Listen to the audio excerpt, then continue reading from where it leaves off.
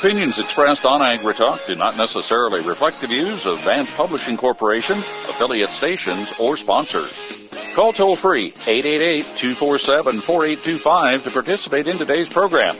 Now back to AgriTalk and Mike Adams. Welcome back. We're at the Syngenta tent here at the Farm Progress Show. The sun is out. It's warming up. I've taken the jacket off. It is going to be, I think, a very good afternoon, and that may lead to more thunderstorms tonight, as we heard earlier from Bryce Anderson, but we'll deal with that when the time comes. Right now, there's a good crowd on the grounds. Things are looking good. We are heard locally here in Boone on our affiliate KWBG, and we also, I just had a gentleman come by, said he's from the Old Wine area, and he listens to us all the time on our affiliate KOEL, and we appreciate him stopping by. All right, we are broadcasting from the Syngenta exhibit. We have talked throughout the year about the Halex GT Weeding Out Hunger campaign. This has been a tremendous campaign, a tremendous effort that is ongoing. I want to talk about that now with Mike Leetch, Technical Support Representative here in Iowa for Syngenta. Mike, good to talk to you again. This campaign has been very successful. A lot of people have been involved. It's helped a lot of people, and I know it's just getting started. You're not done with it yet. That's exactly right, Mike. This is a really exciting program, and I love it from the standpoint of I'm an Iowa rep, and we're keeping a lot of this money locally. What we're doing is we're donating $100,000 of our proceeds from Halex GT, one of our corn herbicides, right back into the local communities with the local food banks.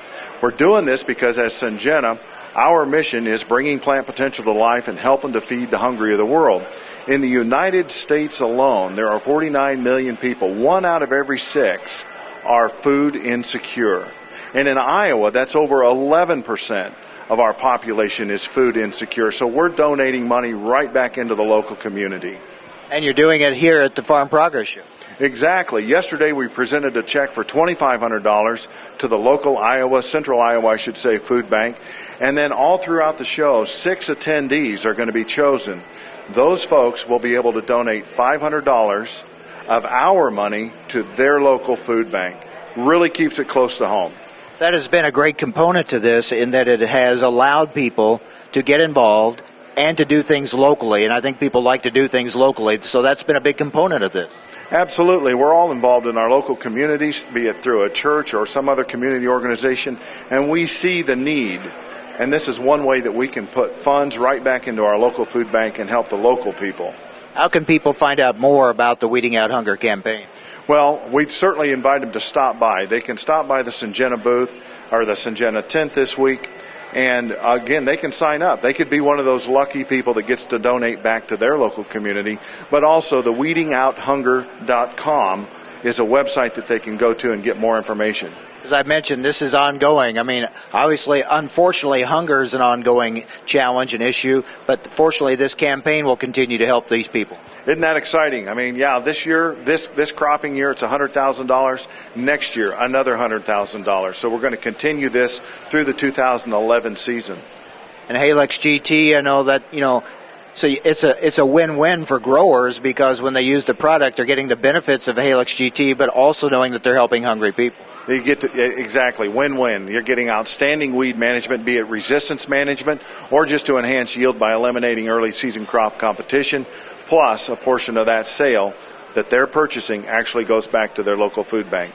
You and I talked earlier this year when we were here at the Farm Progress Show previewing the show. I mean, it's been a challenging year for growers here in the state of Iowa. It really has been. We had a lot of late applications because of wind and a lot of water and a lot of weeds got out of control. So that's where if a customer will choose to look at Halex GT, they can eliminate a lot of that hassle, eliminate that early season weed control, and manage that glyphosate-resistant weed population. Yeah, you never like a year like this, but the challenges teach you good lessons and shows you what works. Exactly right. The customers that used a pre-emergent soil-applied herbicide like Lumax or Lexar or Bicep, those are the guys that are coming out ahead this year because they didn't have to deal with those early weather conditions that prevented a lot of applications of post-emergence. Okay, one more time, the website where they can find out more about the Weeding Out Hunger campaign. That would be weedingouthunger.com. We encourage people to check it out. Mike, thanks a lot. Appreciate it, and I'll take that from you. That's Mike Leetch, Technical Support Representative for Syngenta here in Iowa. Coming up next, it's hard sometimes to just say, I'm going to talk to a Cub fan, but, you know, we Cardinal fans, we'll talk to them once in a while, you know. Unfortunately, we have to kind of commiserate with each other this year. But the way the Cardinals are going, we may sink almost as low as the Cubs. But I hope it's not that bad. But we're kind of headed in that direction. So maybe we should just skip the baseball talk. Chuck Foresman, technical brand manager for Syngenta, joins us. He is one of those diehard Cub fans. You know, as I pointed out to you, the difference is the Cardinals have, you know, an off year. The Cubs have an off century. There's a big difference between those two. You know that. Well, yeah. You know, what's interesting about this, Mike, is you're becoming less distinguishable than from me. You know, soon there will be no line at all between Cubs and Cards. That's a scary thought. I don't even want to think about that at all. All right, let's talk about. Here's a topic you and I talk about a lot, and that is resistance, weed resistance, glyphosate resistance. We've talked about this. This is now has to become part of a grower's management program. Has to think about this. Right. Mike, Syngenta started raising the aspect or prospect of the possibility of glyphosate evolving resistance way back in 2003. And over the years, you know, our predictions have come true, unfortunately for the grower. Resistance evolves because of overuse of a pesticide, overuse and continual use over and over again. And you select out individuals that can tolerate the herbicide. And that's what we thought would possibly happen, and unfortunately that's what has happened. But all is not lost. There are some things that growers can do, and people are learning that it's important to use diversity, use other herbicides to help manage some of these weeds that are getting away. And it just so happens in this state of Iowa that we're in right now, I've talked to a lot of growers here at the Farm Progress Show, and I'm hearing about giant ragweed and water hemp getting away from glyphosate. And so I think it's an early warning signal that growers need to be very cognizant of, and that is to diversify their weed management plan, have a plan, and diversify that plan. And as you said before, this isn't to say glyphosate's not still a good product. It's just the management in the use of the glyphosate. Oh, that's exactly right. Glyphosate remains a gift, and it controls over 170 weeds, Mike.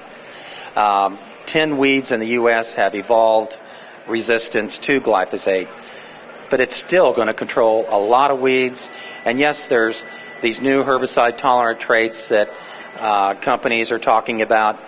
Glyphosate's going to remain important for the long haul. It's an option that no grower wants taken off the table. So give us some examples of some products that can work with glyphosate so you still get the effectiveness. Well, what we do and what we recommend is that they use products like Prefix. Prefix is a soil-applied herbicide that can be used in a Roundup Ready system or glyphosate-tolerant system. In corn, we also recommend Lumax or Lexar pre-emergence, followed by glyphosate or Halix GT, as Mike was just talking about here. What we strive for and what must happen is this diversity, multiple modes of action, taking that pressure off of glyphosate as we go forward. And the other thing that is so important is to recognize that pre-emergent residual herbicides work differently than post-emergence. They control seeds that are germinating. It makes perfect sense that it's easier to control a seed as it's germinating when all the enzyme systems in that seed, in that plant, are yet to be fully developed. So they're more vulnerable to the herbicide. That's why pre-emergent herbicides work, and that's why they're so effective. Let me talk to you real quickly about atrazine. Ongoing, EPA keeps looking and testing and reviewing. How concerned should growers be that they could lose atrazine? Mike, they should be very concerned. Your listeners deserve to know what's going on up in Washington. There's a move afoot to limit or to restrict atrazine from the use of these fine growers that we have here in the Midwest. Atrazine is a target by the activist groups.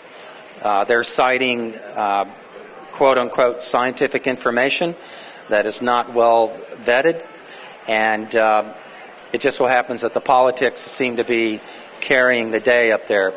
Now, I still have faith in our system. A lot of people should have faith in our system whereby compounds like atrazine will be reviewed using good scientific principles. But what I'm going to ask your growers or your listeners to do is go to agsense.org. That's agsense.org, and sign a petition and push a button and send it off to their congressman, which what this petition does is basically ask them to make sure that atrazine gets a fair shake and is reviewed using sound science. There's over 6,000 studies that's been done on atrazine over the years. It is the most studied herbicide, pesticide known. And it's been around for 50 years. It brings tremendous benefits to the farm economy. It helps us stave off glyphosate resistance. So it's an important tool there as well. We need to continue to keep these modes of actions available. All right, Chuck, good to talk with you again. And keep in mind, as bad as the Cardinals are doing, we're still ahead of the Cubs. Well, that's not going to be next year. I'm a next year guy, okay? You've had a lot of practice at that, that's for sure. Chuck Foresman, Technical Brand Manager for Syngenta, back with more at the Farm Progress Show. This is AgriTalk.